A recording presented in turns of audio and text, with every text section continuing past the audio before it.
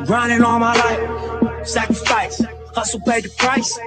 Want a slice, got to roll the dice. That's why all my life I've been grinding all my life. Yeah, all my life. Welcome to Darren and Sterling right here on ESPN Kansas City, 1510 AM, 94.5 FM, 1510.com, and Facebook Live. I am Sterling Holmes, live in studio. Darren Smith down there, live in Tampa Bay. His fourth year going down and covering the Super Bowl. Darren, how you doing? I am doing good, man. This is football weekend. It's a Super Bowl weekend, man. This is what it's all about. This is actually what the ship was based off of.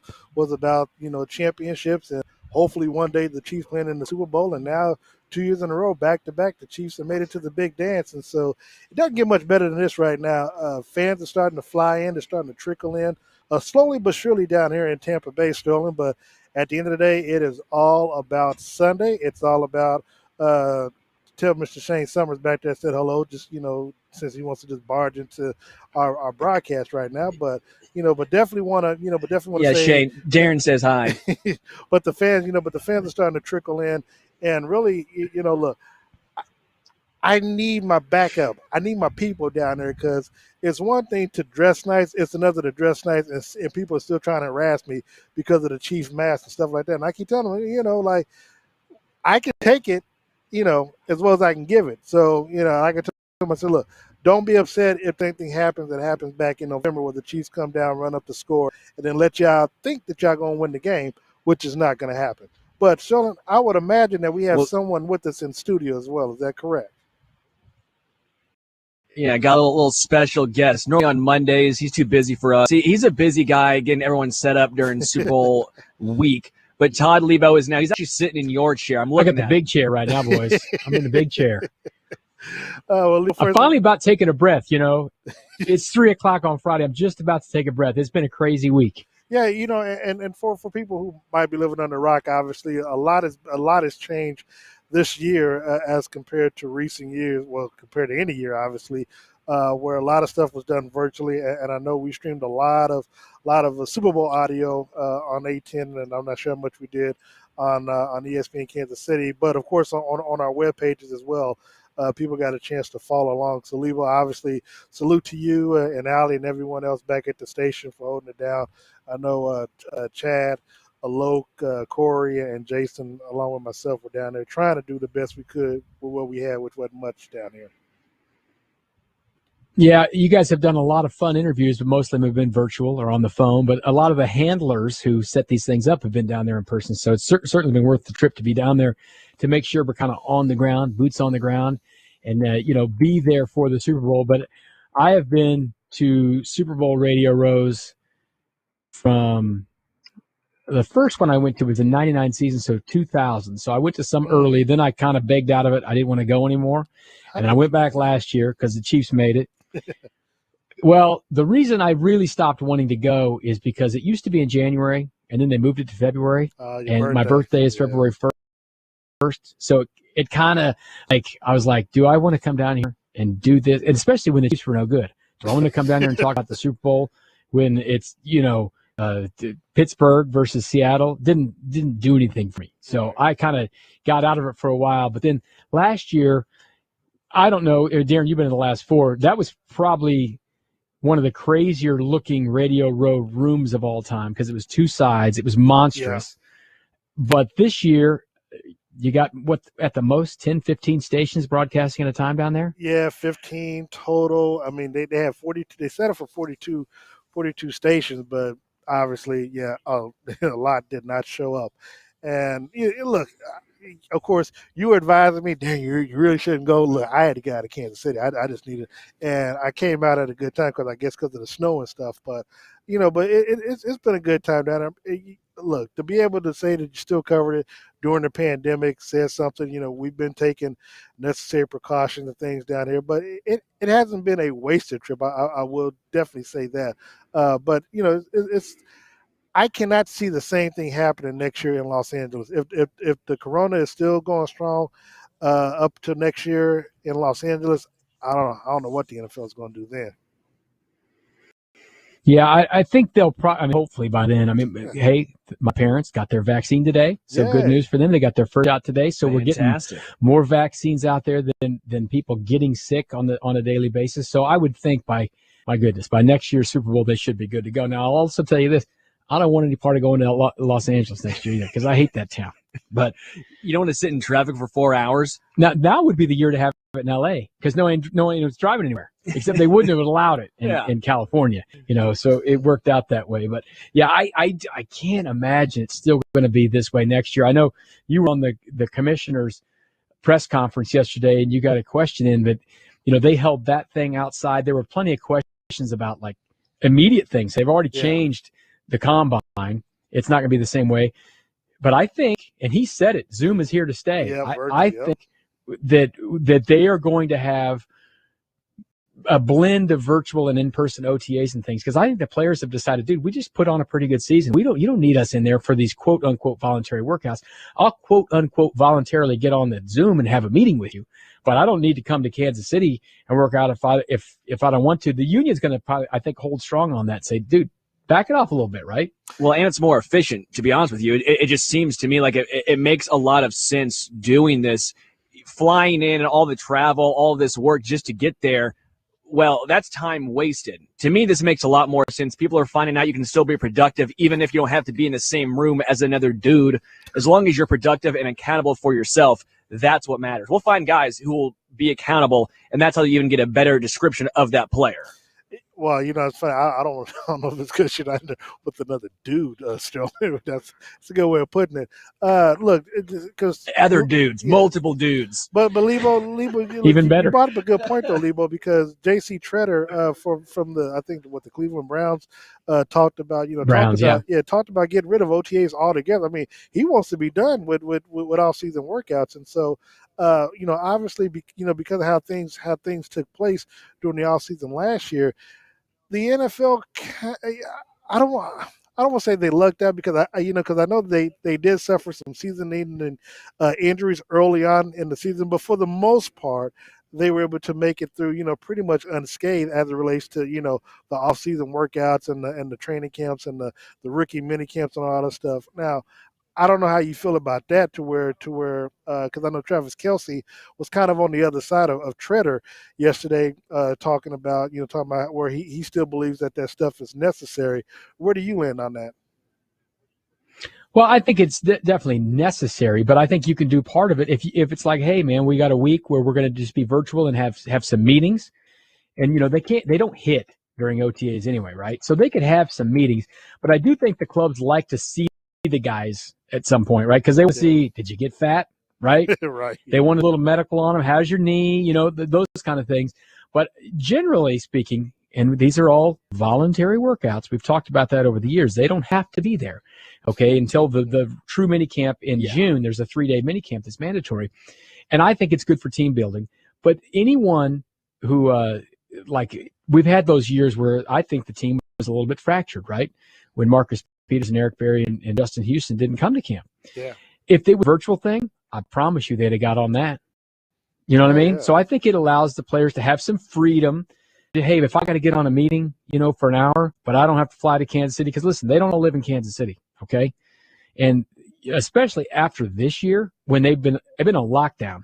I was talking to Jeffrey Chidia earlier. He's going to be on the Red Zone show tonight that I'm doing over on Sports Radio 810. I was talking to him. He's with NFL Network down there, okay? They signed a code of conduct as reporters for NFL Network that they will not eat inside restaurants. They can only eat outside. They will not be seen in a bar, and they have to get tested. He's an every other day guy. And then they also have to wear a contact tracer when they're in their hotel, so they know where they are when they're in and around the NFL. So he said he's gotten about 2 days of what it kind of felt like to be a player. It ain't no fun, okay? So these guys just kind of had it ain't no fun like 9 months of their life. So I could see them saying, at least this spring, let's hybrid this thing, maybe some in person, some not, and then maybe get back to something a little bit more later, because we all know what it's like. We haven't been living our normal lives. And I don't feel sorry for the players because they make a lot of money. They're playing the game, blah, blah, blah, blah, all that crap. Sure. But they're under way more restrictions than we are. 100%. 100%. Well, now, You know, and because we can go, you want to go to the store, you can go to the store. And if you end up getting, you know, COVID and you know, you have to, there's not 53 other people on a football team and then half a country depending on you to win your game. If we miss a show here, whatever. You know, I got Darren and you depending on me, so therefore. Well, that's kind of what we've had plenty of people at Union Broadcasting get COVID and have missed work or worked at home and do. NFL players cannot play football games at home. They have to be there to play. It's a different job than nearly everything else. Now, plenty of people, you can't fix a carburetor from home either. Okay. You can't, you know, you can grocery shop from home, but someone has to be at the grocery store ringing the people out who are there. I mean, so plenty of people have to be at work. They can't do it from home. That's why I'm not feeling sorry for the NFL players, but they're supposed to have this great fun life. It has been, I don't know, 50% is fun. And let's say you're a Jacksonville Jaguar. I don't know, 10% is it fun as it used to be? Or like if, let's say you're in a state that was really, really locked down, you couldn't do anything and you lost all your games, like a Jet or something. How much fun did they have being football players this year? The $7 million in your bank account, I think, would say, But okay. Of course, if you're in New York, they're taking more taxes. Sorry, only $4 million. You know what I mean, though. I mean, it hasn't been fun to just be. No, I agree. This year. It's different. It's different. And I get your point to an extent, going to live OTAs to an extent to see if guys got fat. The Kelvin Benjamins, the Don Tyree Poes. You gotta watch them. You gotta watch those guys. One news though, out of Kansas City, Jamarcus Robinson is activated off of the COVID list. He tested positive or tested negative 5 days consecutively. He does not appear on the injury report in any way. Yeah. So he's not designated in it. He's just a guy now. So according from what I understand, Kansas City had no one except for Sammy Watkins, who was listed as questionable. Correct. The Buccaneers, their only guy listed as questionable was Sammy Watkins. No, Antonio Brown. Antonio Brown. And then that means Willie Gay Jr., Eric Fisher, we all know they're out. Yeah. But that's pretty good when it regards to Bashad Breeland, L'Jarius Sneed, Clyde Edwards-Helaire. So this is good news for Kansas City. No designations for them at all for the game, so that is good news. And Sammy Watkins questionable, but he did fully participate in practice today, which, I mean, not like they need Sammy Watkins because they've won a lot of games without him, but Sammy Watkins seems to make these plays in the Super Bowl, to make these plays in the postseason, and they haven't even had him in this year in the postseason. Well, I need him. I need him this week in Leabo. I got money on him, so I need Sammy. Okay, now, all right. Typical. You need him to get 80 yards and 17 catches? What? Or is this you just talking about the game? Well, well, put like this: if he plays, I think he gets a touch. I think Pells him one just so he can get so he can get involved. But speaking of that, and look, and what you were talking about as it relates to the COVID stuff, I do want you, if you could, Todd, just talk about what the Chiefs had to go through, because remember, they talked about running it back all in the offseason, and of course, with COVID being what it is, they made the sacrifice. Now, obviously, people have tested positive along the way, what I'm saying, but they made, to me, a great sacrifice throughout the year by not putting themselves in a situation where you didn't have an outbreak at Arrowhead, and you didn't, so you didn't have scenarios that took place like it did in Tennessee, like it did in Baltimore. So, talk about that to where they just took it serious. Yeah. They took it serious. Remember the game where the Broncos had to have no quarterbacks? It's not that they were out running around at bars. They went in and had a quarterback meeting on an unsolicited time, but they didn't follow the protocols inside the building, okay? Which means that you're just a little bit off, okay? Well, the Chiefs followed the protocols inside the building. Here's the deal. Their head trainer tested positive for COVID and gave it to nobody. They had a barber in their facility this week on Super Bowl week who had tested positive, and he gave it to nobody because they made him double PPE while he was cutting people's hair. I mean, that's why you wear masks. That's why you socially distance. Why you do things, because you can walk around with COVID and not give it to someone if you're following the rules. Now, you're not supposed to go anywhere if you have COVID. Obviously, the barber didn't know. And matter of fact, he might have been a false positive. Who knows, right? He had tested negative 5 times in a row. Yeah. Whatever. But you have to follow the rules that the NFL put out there. But that kind of goes to my point where I was talking about with the Chiefs, all the sacrifices they made. All the teams had to make the sacrifices. But nowhere in the world of the professional football would it have been more fun to be an NFL player this year than to be a Chief. You just won the freaking Super Bowl for the first time in 50 years last year. Then you would get to wander around, the plaza in Westport in Overland Park, being the champions of the world. I mean, how much fun is that? That's free beer, free food. This town was so thirsty for a winner. You did it. You had a parade. You had a big deal and all this stuff. And then, you're going to come back. St. Joseph was going to be crazy. I mean, there's going to be 5,000 fans at every practice and the tailgates and the parties. And every time you go out to dinner with the guy, the thing would have been the coolest thing ever. And instead it was a Grubhub, let me, Uber Eats this thing. They'd send me home with a box lunch from Arrowhead. This was not as much fun as it should have been for them. But like I said, they all got rings. And they all got checks, and I don't feel bad for them, but I feel a little bit of empathy that they missed out on what was going to be the greatest year of being a Chief. Walking around as a fresh champion in a town that's as crazy about football as Kansas City was, wow, man. Well, that's tough. That's why you got to run it back, and then if COVID's still around, run it back to back, and then just keep going. Just rerun it back. Rerun it back, and then it's run DMC. I don't know how many times. Run it back times 7. Just keep going. Rewind it, run it back, rerun it. DVR it, TiVo it back. TiVo. What happened to TiVo? That thing was still out there somewhere. Flash in the pan. Yeah, it's still out there. Yeah. One quick question I want to talk to you guys about around Sammy Watkins. We talk about how you look at him, he maybe not be the biggest difference maker when it comes to statistics, but the Chiefs undeniably play better when he's on the field. Does he remind you almost of that Alcides Escobar where just have him out there? Have him out there. It doesn't make much sense. Like, you look at him, you're like, he's not doing a ton, but somehow the Chiefs they always trend better when he's playing. Well, I think he does a lot of things aren't catching the ball. He's a ferocious blocker down the field. He helps spring some of those long plays for Tyreek Hill or Travis Kelce or whatever, or the running backs. I mean, he's one of those guys. I remember, was it the opening game, I think in 19 when they were in Jacksonville. Just buried a guy in the end zone. I mean, he's just a wide receiver. He's a blocker, and he helps out. He's a fine pass catcher. He's not as fast as he was when he was coming out of Clemson or whatever, but he is a guy who just makes things a little bit better when he's out there. He's sure-handed. He's solid, and I like him, and I think if he's able to go, which he's only listed as questionable, I fully expect him to be able to go. I think that's a good thing for the Chiefs. Speaking of the Chiefs, and of course they do take on Tampa Bay, you can listen to the game over on Sports Radio 810 WHB, where we start bringing you 24-hour live pregame coverage between now and then, starting at 5 o'clock today. So I got shows on Saturday and Sunday. Oh, my gosh, I can't even enjoy Tampa without having to work all week. Hey, you wanted to go down there, Darren. You got to do this. I did.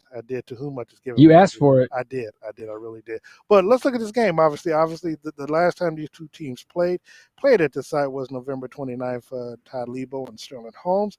Chiefs won 27-24. I'm going to start with you first, Sterling. How do you see this game unfolding? Obviously, I think we all got Kansas City winning, but at the end of the day, Sterling, how do you see this game unfolding? Who you got winning? What's your score?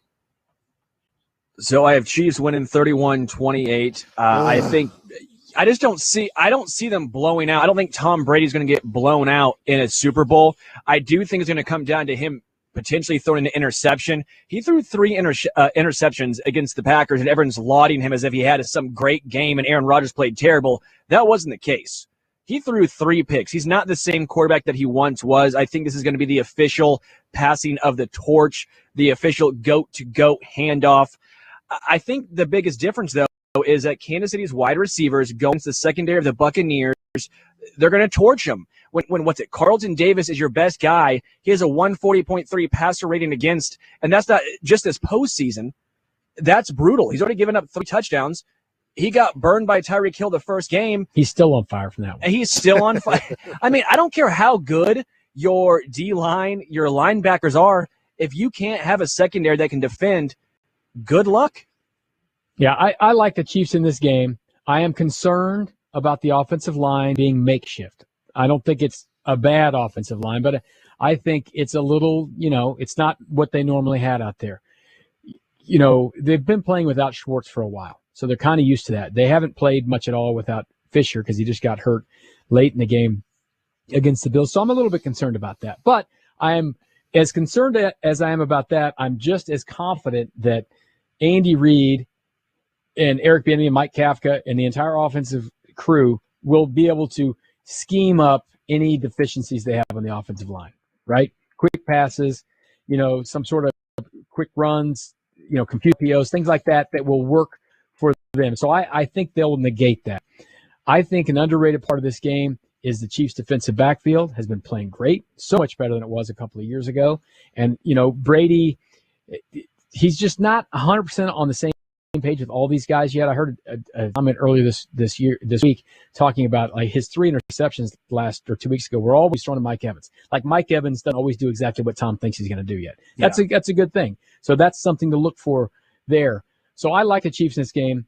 I think they should have scored 40 against them down there in Tampa before, but they had Travis Kelce should have run the ball in the first one. They'd have been a touchdown, and they turned it over, whatever. I think they're going to be hard-pressed not to score 30, so I think they're going to get in the 30s, and I don't think Tampa's going to get there. So my official score prediction is 34-23 Chiefs.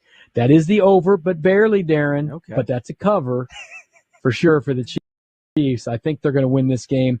Don't think it's going to be nearly as dramatic as last year's Super Bowl. They're not going to be trailing in the fourth quarter by 10 points. I think they will control this game. And I have been a little bit disappointed. They came out against Buffalo. Now, Tyreek Hill dropped the pass that Mahomes threw. But they haven't been as good on that first drive, as they should have been. So I want to see them come out and just, zip it down the field and get 7 right of it, which is what they did against Tampa last time, but they had to settle for a field goal because Travis Kelce, they called their fun play, and he blew it. So I think the Chiefs win this game. I'm a little concerned about that line matchup, but I like that the Chiefs can scheme their way out of anything with the talent they have on the coaches and on the field. I will say this. One, I appreciate you, Leabo, looking out for me as it relates to the point spread. Hopefully Patrick and them are listening. You know what? I've been going back and forth, and people have been asking on different shows about the score, and I've been telling folks, I'm concerned because outside of the AFC Championship game, the Chiefs have not covered the point spread in about 2 months, and I've got the Chiefs doing it this time around. I got money on the game. I've got the Chiefs winning 42-35. I'm kind of like Sterling to where I don't think you're going to blow Tom Brady up, but people are shocked when I think it's going to be the high scoring game because I look at what happened when Brady was quarterback of New England when they lost to Philadelphia. I just think that this is going to be a game that while defensively they'll try to scheme each other out. I think not long to the ball game they're going to figure each other out and the offenses are going to get to work. I think the key for Kansas City is going to be obviously to get a lead. Once they get a lead, they play so much better from being ahead versus coming from behind. I think, and I also think that once Kansas City gets the lead, if they can force Tampa Bay into a 3-and-out, and then Kansas City goes back down and scores, preferably a touchdown versus a field goal, I think then you start to see Tampa Bay start to press on their side, and they may either make a mistake or even if they come back and score, Kansas City will get the ball right back, and then Patrick and them knowing the situation, knowing the moment being the Super Bowl, they're going to come back down and score. The biggest takeaway for me, Leabo, and of course I have Patrick Mahomes winning the MVP, is that I think based off of just last year and seeing how last year was supposed to be his coming out party, but of course he had those 2 second half interceptions. I think Patrick and I think even Andy Reid wants to have a game where Patrick, has a great explosive offensive game. All the matchups between Patrick Mahomes and Tom Brady, it's always been pretty big statistically, and I don't see this game being any different than that. So whether or not Patrick throws for 400+ yards, 4 or 5 touchdowns, I think I think we see a big offensive performance from Patrick in the very end, to where the Chiefs again win 42-35, and I think Patrick gets 5 touchdown passes, and Clyde Edwards-Helaire gets 1 on the ground, or maybe, I think Clyde gets 1 on the ground. One thing I want to talk about with you, Leabo, you talked about the Chiefs' secondary being so good. I found some stats yesterday that were I thought very important. On passes 10+ yards downfield, the Chiefs' secondary has been the best in the NFL. They've given up 10 touchdowns to 15 interceptions, which already, that's absurd. Mm-hmm. They're the best passer rating against on 10+ yards downfield. Honestly, you probably take out that Raiders game, and they're probably just creaming the rest of the league. So that secondary has been outstanding for Kansas City, especially with the fact that, 1, they're still young and growing. 2, they've had some injuries. But 3, they've been able to keep it together even with all this rotational, all these guys that haven't been high draft picks. Yeah, they're not household names. So I think we've gotten to the point now where listen, it's an offensive league. You'd rather have great offensive players than a quarterback, and you want to have some good defensive players and stuff like that. But, I think Jalen Ramsey is outstanding, but I don't think Jalen Ramsey is the reason the Rams are ever going to go to the Super Bowl. So I don't think you ever need to pay anyone like that. Right now, the way the game is being played and officiated, why on earth would you spend that much money to do that? Why would you spend all that cash on that when you should spend it on Tyreek Hill and Travis Kelce and Patrick Mahomes and all that stuff? That's kind of how I feel about the way the game is going. And I think the Chiefs have found a wonderful player in L'Jarius Sneed. And Bashaud Breeland's on his third franchise, right? I mean, he's just killing it on a team-friendly deal. And a team-friendly deal. I mean, because here's the deal. What I think, and this is the rerun it back for next year. Yeah. I don't know if everyone's going to be back, but I know this. A whole lot of these guys, Darren, they would rather be back with the Chiefs making less money and winning. I mean, Sammy Watkins proved that this year. He could have gone and gotten a 2 or 3 year deal somewhere. Look at Kendall Fuller. What do you think? What do you think Kendall Fuller would have rather done? He made the playoffs. Sort of. Technically, yes. Sort of. well, and a home game. He got a home game. Yeah. They won a division. He's a heroes up there in Washington. He's back home. But that's my point. I don't know what the future is going to hold. Bashaud Breeland would obviously like to get more money somewhere or whatever, but didn't help himself by getting arrested last year in the offseason. But it's just more fun to win. It's freaking more fun to win, man. Well, another thing, you talked about the offensive line, Mike Rimmers. How much credit do we need to give Mike Rimmers and Veach for finding him? Not only has he played right guard, right tackle, wherever. Now he's going to play left tackle, and guess what? He's played extremely well. That signing went under the radar because everyone goes, why are you bringing in this backup guy? Need some dudes, man. You just drafted Lucas Niang, and then he opted out. Then all of a sudden, Mike Rimmers has to step in because of injury. I didn't even know if Rimmers was going to make the roster, and now we're seeing him probably starting left tackle. I mean, how impactful is that, having the versatility of proven veteran guys that other teams didn't want? Wisniewski got cut again, and now he's back in Kansas City. Yeah, I didn't know if that was for me or if that was for Leabo. Or, whoever wants to. No, I thought you were going to talk, Darren, so I was just waiting. Oh. Veach has done a great job. It's not all about Patrick Mahomes and Chris Jones. The roster is the roster, right? This team almost beat the Packers last year when the Packers made the NFC Championship game with Matt Moore playing quarterback, right? They have missed Frank Clark was hurt several times last year, who they spent a lot of draft capital and money on, and they won games, right? And, Mitchell Schwartz was a freaking every down player for every play he ever played with the Chiefs. And now he's been hurt, and they've just been winning. They have built a championship roster. And Mahomes gets all the credit and attention because he's the quarterback and he's fantastic. But it's not just him. There's all kinds of great quarterbacks out there who don't get to do what Patrick Mahomes does because the team's not as good around him. And he's got a great roster. Absolutely great roster. Is that a better fit on the scheme, the coaching? Because how does that happen when you have guys who maybe struggled in other systems on other teams, where they come here and they look like they're, it's culture, man. Culture. Attitude, culture, man. It's when there's nothing as powerful as a group of people believing in something and working hard at it. And especially when you're really talented at it, makes it even better. Well, Leabo, we do got to take a quick break. Darren's down here. What do you got to say, Darren? Sorry. I was going to ask Leabo when we come back from break. I want to get his hidden MVP should the Chiefs, win this ball game on Sunday. Obviously, look, we all think Patrick Mahomes is going to win it, but I want to go deep into the trenches on who may really be the MVP and see whether or not we agree on it. All right, well, we'll take a break. This is Darren and Sterling right here on ESPN Kansas City. Are you looking for unique sporty clothing and merchandise that makes you stand out from the crowd? Do you love Kansas City sports teams? The Cherry Company designs and creates fashion-forward gear for athletes, avid sports fans, and everything in between. Check out our famous Casey Mahomes denim jacket at cherrysportsgear.com or find it in stores in the Made in KC, Lee Summit, or Plaza location. Sports style, sport local, sport Cherry. A 20% off discount. Mention 810 Sports in or use code 810 online. Stay on top and visit cherrysportsgear.com today. What's up, Kansas City? Jake Gutierrez here to tell you about my friends from Lightstream, a division of SunTrust Bank. Are you thinking about the high interest credit cards you used over the holidays? I am.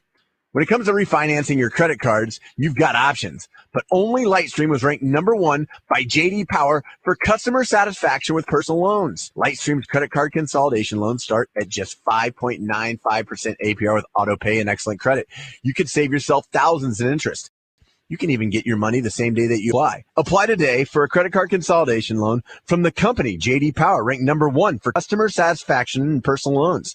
Plus, get an additional interest rate discount simply by going to lightstream.com/Jake.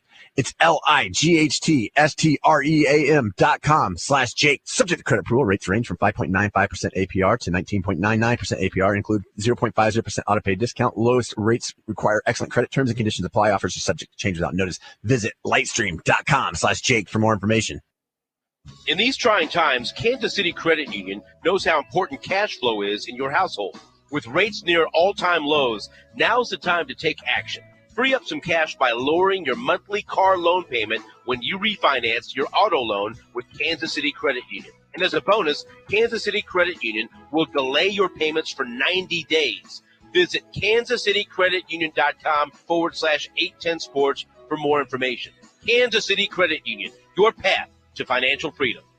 A KC tradition since 1957, Hereford House is a locally owned steakhouse that has served generations of Kansas Cityans. Hereford House exclusively serves certified Hereford beef, which has been proven to be naturally more tender and flavorful than other brands. All their steaks are aged 21 days, hand-cut daily, and grilled over an open charcoal flame. This process provides a wonderful aroma and delicious flavor that cannot be duplicated by any other cooking method. Hereford House, Leawood, Independence, Shawnee, and Zona Rosa. When do you think about your insurance? Chances are it's when you're paying your bill or filing a claim. At Briar Payne Mead, we always think about your insurance. It's what we do. Buying a car, having a baby, building a home, starting a business. Then it's time to call BPM at 913-681-099 or visit us on the web at bpminsurance.com. Great service and extremely competitive rates from the top-rated companies. Briar Payne Mead, 913-681-099. That's 913-681-099.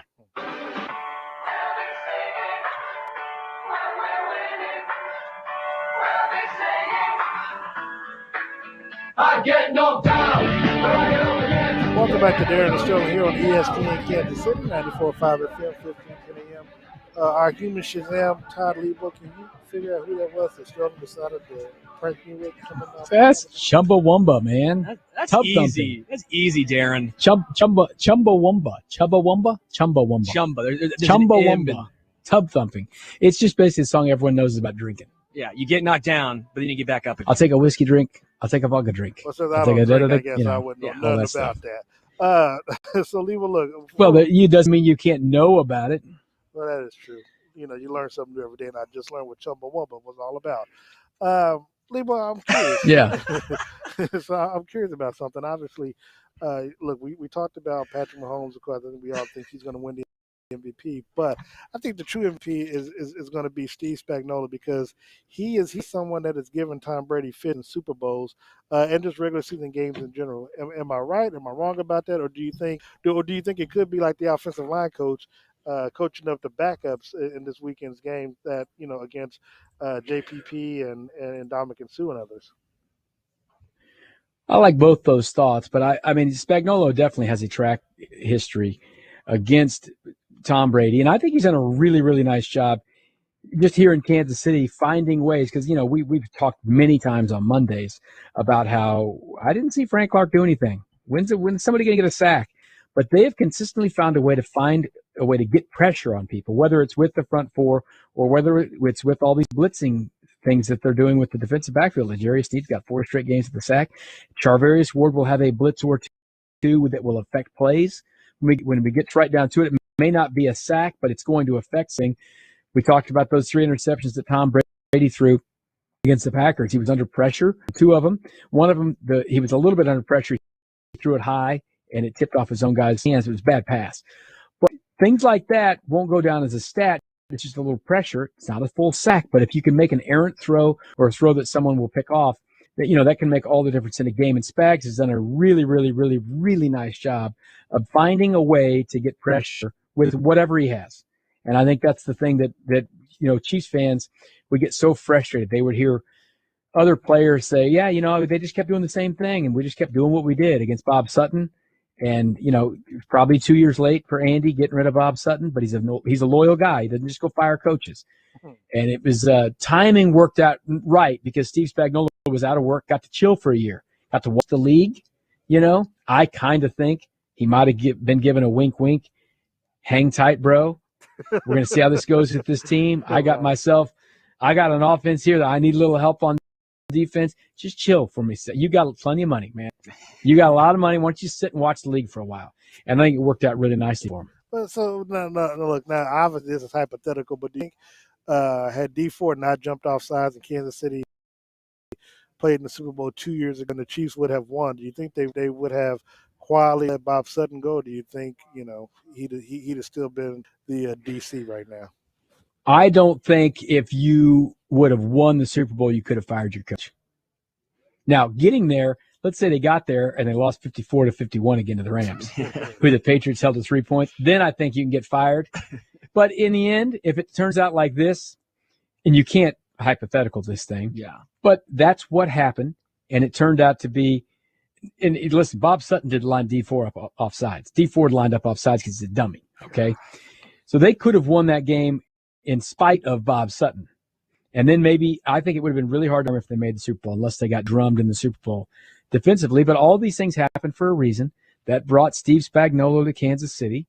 That, D Ford was probably going to be gone anyway, but it certainly put the nail in the coffin on D Ford's time in Kansas City. Expedited it.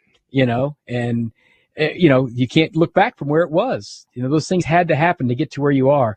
So it's a very holistic way of looking at the world, but it kind of had to happen to get where we are now. So for Darren's bets, you taking L'Jarius Sneed getting 5 straight games with a sack? I don't know why not, man. I mean, they'd find a way to get him there, but I don't know if I'd bet on it. But well, if it's just part of my 42-pick parlay, I don't know. Oh, are you throwing shots now at me? It's just so. No, I'm not throwing shots. I'm just saying you go with long parlays. They do stuff. Well, look, I do want to say that right now we are joined, Todd and Sterling. We are joined by Mr. USA. Mr. Of course, I call him Mr. Jarrett Bell. I'm one of the deans of the Godfathers here as it relates to covering the Super Bowl. But Jarrett Bell is joining us from USA Today. He's the NFL columnist as well as a Hall of Fame voter. And so first things first, Jarrett, how you doing? How you enjoying, your week here down here in Tampa Bay? Yeah, it's all good, man. It's good to be here, even though it's a different circumstance, obviously. A little bit of a ghost town. Yeah, but I'm digging the weather and looking forward to Sunday and getting to the end of this whole thing. Your thoughts on the matchup, though, between both teams? Obviously, I think you might have been at the first matchup between the two back in November, but Chiefs win at 27-24. How do you think this game unfolds? Oh, it's really difficult to predict. I think the defenses will have a lot to do with it. And I think the lessons from last time will find their way into the scheme of things. And you think about Tyreek Hill and how the Bucs tried to single cover him early and they paid for it. So they have to learn a lesson from that. But the other thing that I think that really could make a big difference is the Bucs defensive line against this injury-battered Chiefs offensive line. And, Patrick Mahomes is a magician, and he can escape like only few guys in the league can escape. And then he can escape and throw like nobody else, right? So, he's got that going for him. That may compensate for the injuries up front, but that is something that, you think about. And then when you look at the quarterbacks, somebody asked me not too long ago, they're like, well, does the quarterback who plays best win? And I said, not necessarily, because you could play well and still lose this game because there are so many other players and those defenses that could make the difference. But it could come down to if you have the ball last And I think both Mahomes and Brady have proven over time, over a long period of time and a short period of time, what they can do with the game on the line. So I think that's what everybody kind of wants to see.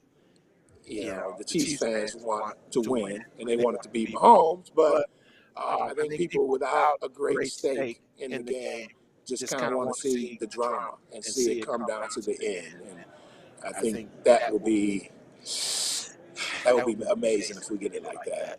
We're joined by USA Today NFL columnist and Hall of Fame voter, Mr. Jarrett Bell, on the Darren and Sterling Show on ESPN Kansas City, 94.5 FM, 1510 a.m. Sterling or Todd, do you have a question for Mr. Bell? I want to ask you a quick one, Jarrett. Todd Leabo here back in Kansas City. Now, been out there covering the Chiefs for a long time. This year is very different. We're not out there in the locker room. It's all been virtual and all that. But one of the things that struck me about the Chiefs last year was how close they were. In the locker room when you're around them, they just really seem to like each other. And I think they've probably even drawn closer this year with the circumstances. And like Tyreek Hill's a superstar, right? And he gets a lot of passes thrown his way. But sometimes the ball doesn't go his way.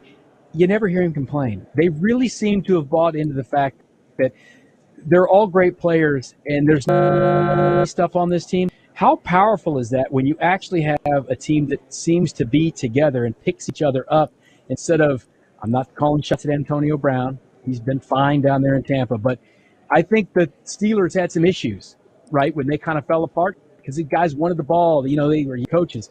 The Chiefs seem to just be all on one page. How rare is that to have a team this talented who seem to all get along and don't snipe at each other?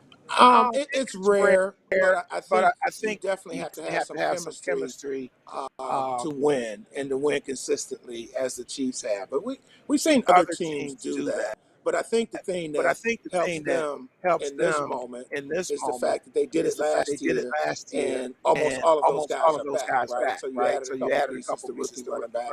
Le'Veon Bell for another example. But most of the players and coaches are back from last year. So just their whole slogan, running back, I think that kind of suggests something too in terms of the continuity that they have.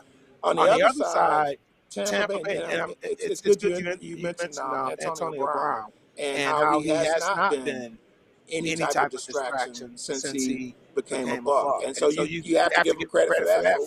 If it's one season, it's one season. But in this moment right now, that's not even an issue. And I think part of that has to do with Tom Brady. And you think about Tom Brady having Antonio Brown living his house when he first signed with the Bucs. Offered to have him live in his house last year when Brown was in New England for like 2 weeks.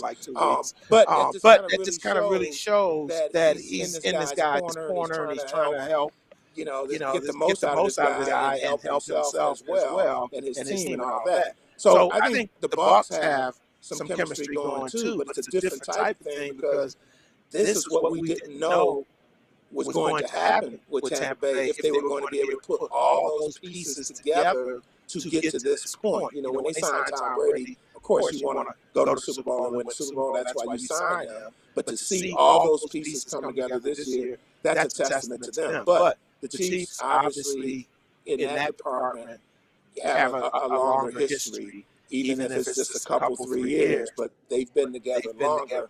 And will that make a difference on Sunday? It could, but I don't think it's a huge advantage in terms of what can go down on Sunday because the Bucs have not exactly been a team that's been sniping at itself. But it's good to have good chemistry, no doubt. Jarrett, Sterling Holmes here. Quick question for you. When it comes to the Buccaneers secondary, what will they do differently? It's not like you can double Tyreek, double Travis Kelce, and still have enough guys in the field to guard everyone else. They got absolutely burned the first game. What do they have to do differently, and can they even do anything differently? It's not like they went out and got Jalen Ramsey out there. It's still the same dudes. Yeah. What will they have to do? No, that's a great question. And I'm interested to see, just like I'm sure Andy and Patrick and Unity. Okay, what are you going to try? I guess the one thing I can say is don't single cover Tyreek Hill early. Now, that's going to leave you open to Kelce. But, you I think it's been proven that you cannot cover this guy single-handed, man to man. And maybe you could, because like you said, same guys there. You know how these deals work in the NFL. You mix and match. You double him on this play or in this situation. You single him in that. So you're gonna have all of that.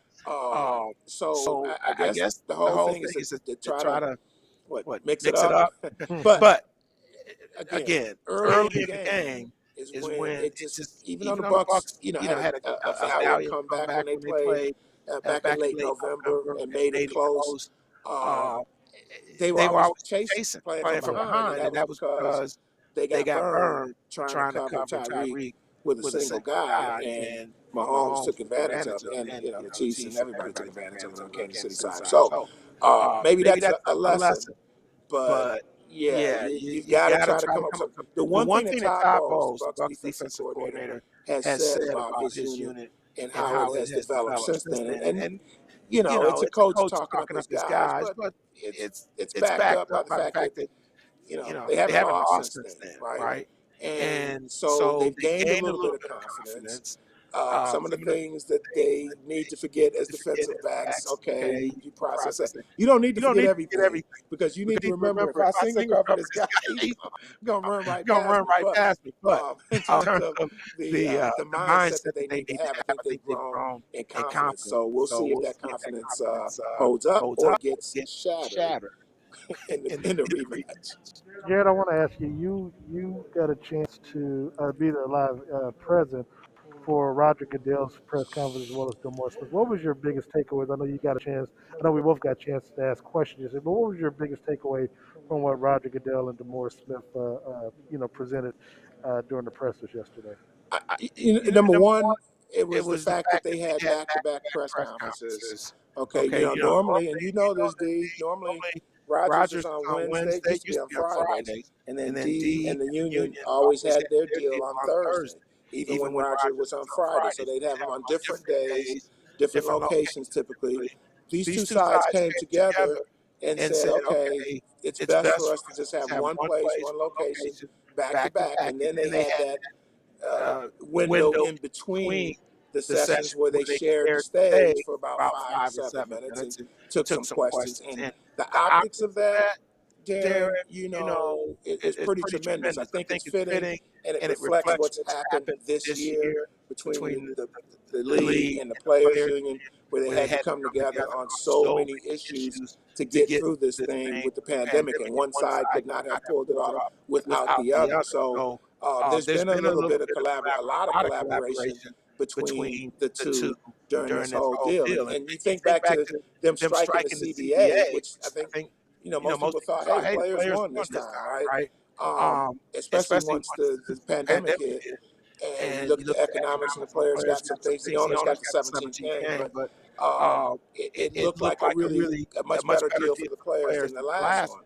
And that deal was done without a lockout, without a strike, without a whole lot of acrimony. So there have been things over the past few years, or the last couple of years anyway, that have suggested that there's a better working relationship between those two sides, and they really drew on that during this whole pandemic thing. So that was my biggest takeaway, is seeing them on the stage together, both Roger and Demore acknowledging, hey, we're working better together. And I love to hear D. Smith. He just cracking me up. He's like, okay, I got this NFL shield in my hand. It could explode. I don't mind dusting it up. We're a union. Yeah, the one thing I like about Demore is that he never missed a chance to try to take a shot at Roger, but that's for another discussion. Stay with us. We got to take a quick timeout. We're joined by Jarrett Bell, NFL columnist from USA Today and Hall of Fame voter as well. We'll talk to him about that after this timeout. Okay.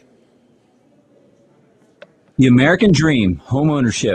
Now, is that true? Sometimes owning a house can be a problem, an ugly problem. Repairs. We've had our dust up, mix it up.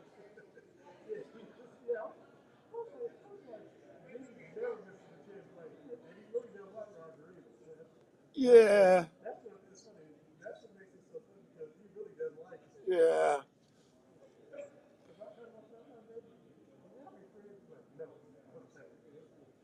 Yeah. but he handles it, and he's dealt, a lot differently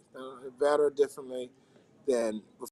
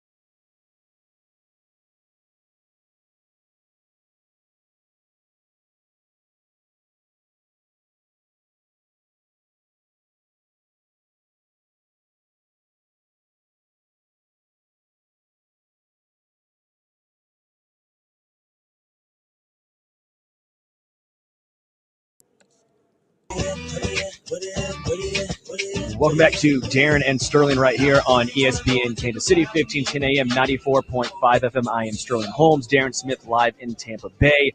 Jarrett Bell, USA Today, joining the show, and Todd Leabo. Todd? Nelly. This is Nelly. That's easy. See? Yeah, that's pretty easy. I know all the stuff, man.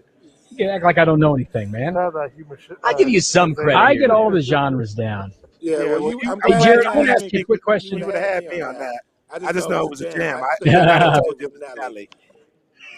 But That's St. Louis stuff. See, it's all Missouri. See, we're close. Okay. But I do know hot here. No, that's right. Next time I'm on. Nelly's got all that money. I know that. He had a lot of hits. Jarrett, I want to ask you about Eric Bieniemy. He's obviously been because there were so many openings. I get asked all the time about Coach EB. Okay, I go on radio shows everywhere, and they're asking, "What's the deal?"